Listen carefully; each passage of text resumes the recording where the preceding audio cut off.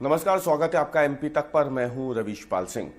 भारत और पाकिस्तान के बीच ऑपरेशन सिंदूर के बाद तनातनी बढ़ गई है और इस बीच एक बड़ी खबर आ रही है।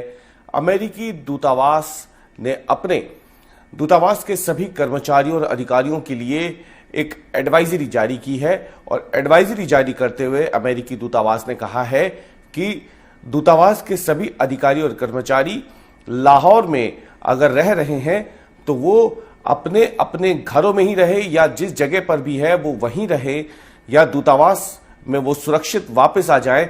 क्योंकि लाहौर में कई जगहों पर ड्रोन अटैक की संभावनाएं हैं और ये उनके जीवन के लिए एक बड़ा खतरा बन सकता है। अमेरिकी दूतावास ने एडवाइजरी जारी करते हुए अपने अधिकारियों और कर्मचारियों से कहा है कि यदि वो किसी भी ऐसी जगह पर मौजूद है जो कि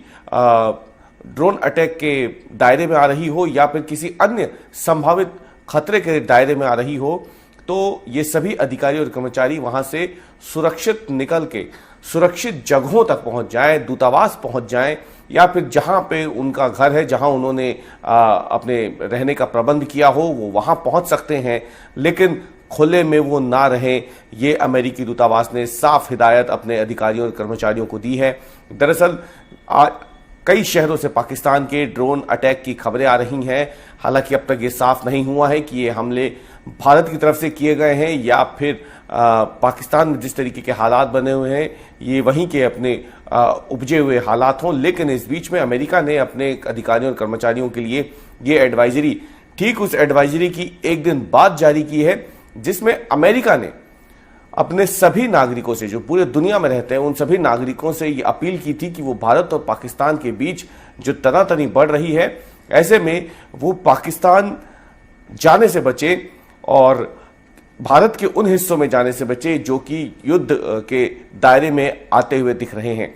अब अमेरिकी दूतावास ने जो एडवाइजरी जारी की है उसके तहत अधिकारियों और कर्मचारियों से कहा गया है कि वो अपने साथ अपने सभी जरूरी दस्तावेज रखें। अगर वो ट्रैवल कर रहे हैं और ट्रैवल से उन्हें लग रहा है कि वो सुरक्षित निकल सकते हैं उस जगह से, जैसे लाहौर एयरपोर्ट के आसपास की जगह जहां पे हमला हुआ है, ड्रोन अटैक हुआ है, या फिर दूसरी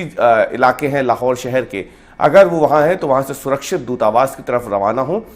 सभी जो पाकिस्तानी एजेंसियां हैं उनको सहयोग वो प्रदान करें स्थानीय एजेंसियों को, इसलिए अपने साथ सभी जो जरूरी कानूनी दस्तावेज हैं उन्हें रखें। और इसमें साफ तौर पर कहा है कि किसी भी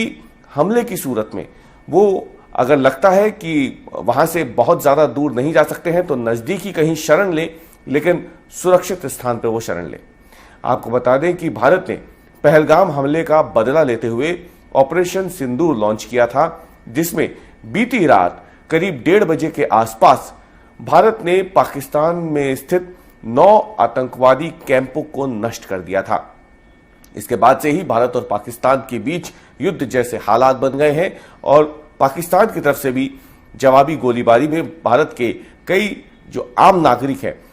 उनके जीवन की क्षति हुई है। इस बीच में भारत सरकार की तरफ से यह बयान जारी किया गया है कि ऑपरेशन सिंदूर जारी है और वो अपने इस पूरे ऑपरेशन को पूरी तरीके से अंजाम देने के बाद ही खत्म होगा। फिलहाल भारत और पाकिस्तान के बीच ये जो तनातनी है ये दिनों दिन लगातार बढ़ती जा रही है ऑपरेशन सिंदूर के बाद, जिसमें जवाबी कार्रवाई पहलगाम हमले की करते हुए भारत ने 100 से ज्यादा आतंकवादियों को मारने का दावा किया है।